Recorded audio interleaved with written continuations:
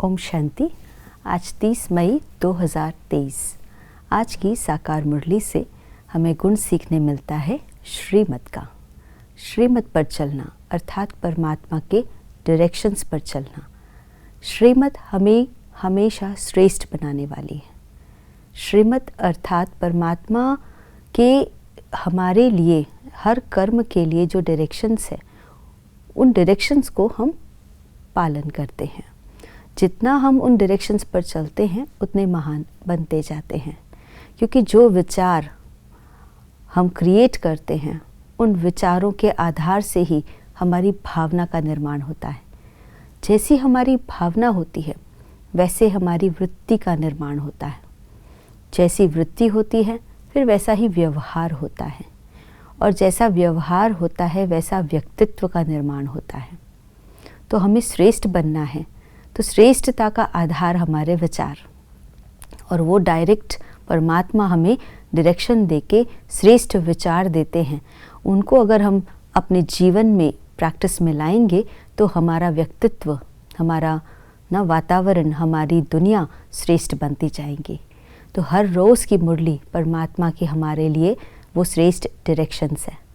रोज़ बाबा नए नए डायरेक्शंस देते हैं, कैसे हमें सोचना है, बोलना है, कर्म करना है। हर एक कर्म के लिए डायरेक्शंस होते हैं।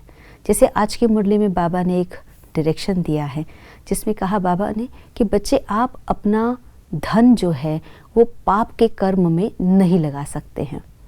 यानी कि पाप आत्माओं को दान करना, उनको सहयोग देना ये पाप कर्म का खाता ही निर्माण करता है। इसीलिए अपने धन की संभाल करनी है। किसी भी पाप आत्मा के साथ धन की लेन देन नहीं करनी है। अगर कोई काम करता है पाप का, अगर हमें उसे सहयोग देते हैं धन का, तो धन हमने दिया है तभी तो वो पाप कर्म कर रहा है। अगर उसे धन का सहयोग नहीं मिलता तो वो पाप का कर्म करता भी नहीं। तो हमने जो सहयोग दिया धन का उसे, चाहे दान के रूप में, चाहे उधार के रूप में, किसी भी रीति से हमने धन दिया उसे, तो वो धन से जो उसने पाप कर्म किया उसमें हमारा भी शेयर हो जाता है। तो हम करने गए सहयोग, करने गए दान या पुण्य का काम, लेकिन पाप कमा लेते हैं। तो पाप के कार्य में हमारा अगर धन लग जाएगा तो उससे जितने लोगों को इफ़ेक्ट होती है, उनके जीवन के अंदर जो दुख दर्द का अनुभव करते हैं, वो दुख दर्द के वाइब्रेशंस जो है वो हमारे ऊपर भी असर करते हैं। और इसीलिए बाबा बच्चों को कहते हैं अपना कार्य जो भी कर रहे हो अपने धन की संभाल करो। कोई भी पाप के कर्म में अपने धन को यूज़ नहीं करना। यानी कोई ऐसा बिजनेस कर रहा है जिससे अनेकों को नुकसान हो सकता है, उसमें हम अपनी इन्वेस्टमेंट कर दी या हमने उसको उधार दे दिया, ये काम भी नहीं करना है। इवन जो कोई भीख मांगते हैं उनको दान दे दिया, उन्होंने अपना काम ही ऐसा कर लिया, वो अपने आप को कभी भी सशक्त नहीं बना सकेंगे और ही समाज को हम कमज़ोर कर देंगे।